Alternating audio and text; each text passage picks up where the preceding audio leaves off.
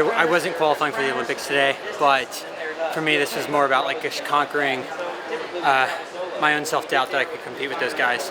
And that's what I did. I just kept saying, just keep fighting, don't give an inch. If you die, that's okay, but just like fight all the way to the end and show people that you belong in that conversation again. So yeah, I mean, it's bittersweet, but it's my second 10K ever, so I feel like there's a good future there.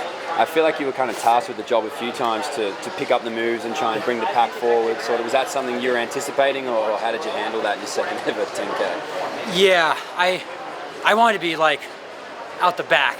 That was kind of my race strategy. It was so hot. It wasn't as bad in the stadium, but I just thought a lot of people were going to suffer. And then when Connor took it out kind of quick, I was like, oh man, I even want to be farther back just because I felt like I could really pick up a lot of the guys that would come back off the pace. So I felt like I raced it as best I could. Obviously I led a lot, chase pack, but I was staying relaxed as much as you can, and I feel like I raced my hardest and did everything I could. I mean, there's really nothing I look back on and I'm disappointed about other than not getting top 3, but that's okay. I've got a good life. Those top 3 guys are all sub-27 guys. What told you coming in that you thought you could compete? Myself. I just man, I have been the worst, which is self-talk the last few years. I just have no faith in my abilities up until this year, and I just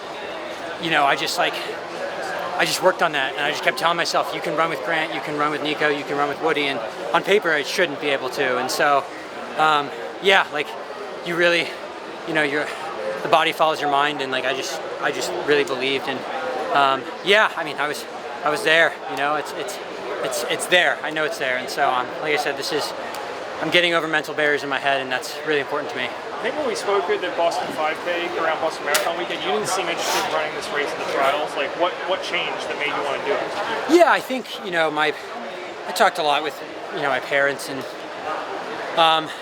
last few years I couldn't train like a 5K, 10K runner. I had so many health issues that I just couldn't train that way. I think naturally that's what I'm best at, but I was kind of forced into the box of the 1500 because I just couldn't stay healthy. And so this year we figured things out in the fall, and I just really took to running more miles. And like I said, I really think like my best races are the 5 and the 10.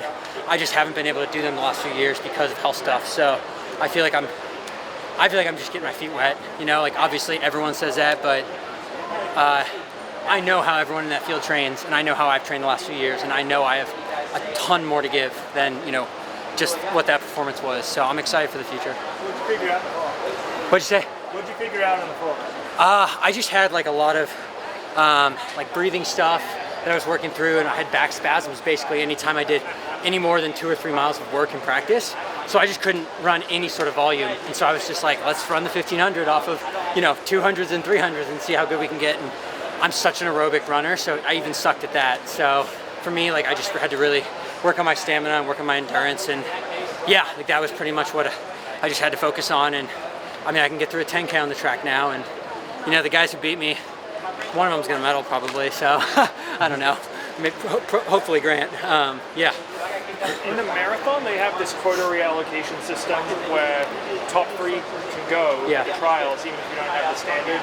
Do you think that should come to track events, or do you think the qualifying system as it is fair and the right way it should go?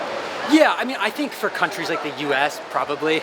Like, I feel like they should just take top 3, whoever, because, it's one of the hardest teams to make, but I'm not going to be able to understand or fix the sport. I mean, I knew I probably wasn't making the team today. Like, it was a 5% chance if we ran the standard and I got top 3, or a million guys scratched the 10K and I filled in the quota. This is only my second 10, so technically I'm just now in the points quota for the first time.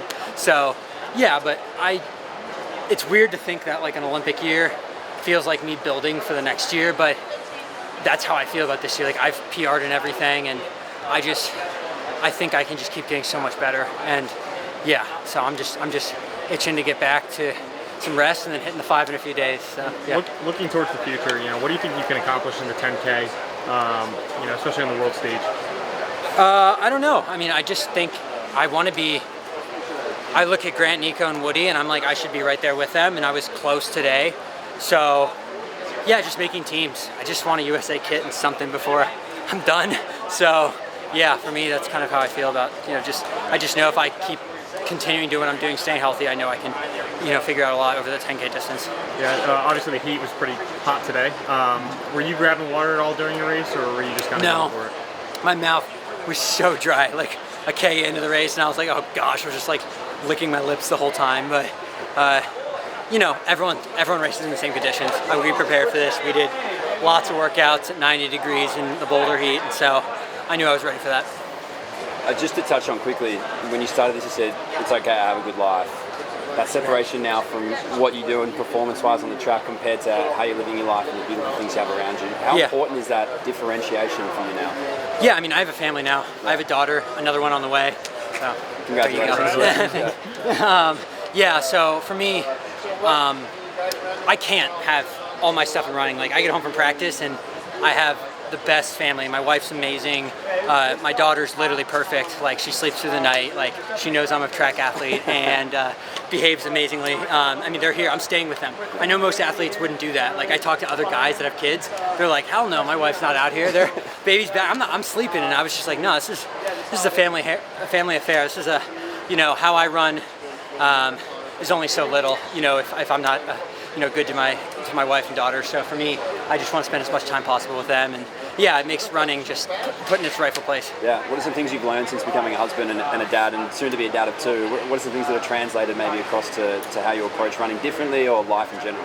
Yeah, just for me, something I've learned so much this year is I'm so much calmer because reacting harshly to anything is the worst. When Ella's screaming and everything, the worst thing I can do is get frustrated or show my emotions, and I feel like I've kind of tried to translate that to my running as well, where you can ask my teammates, I'm the chillest dude at practice now. I used to be super high strung, every drill has to be perfect, and I was just such a perfectionist with that stuff, and I was like, that's not even helping, just relax and enjoy what you're doing. And I feel like I've kind of used that from being a dad, and just has translated into my running and performance. I'm the least nervous guy on the starting line. I really am. I used to get so nervous, and now I'm just kind of out there all right, I gotta feed the family, so let's go compete. 100%.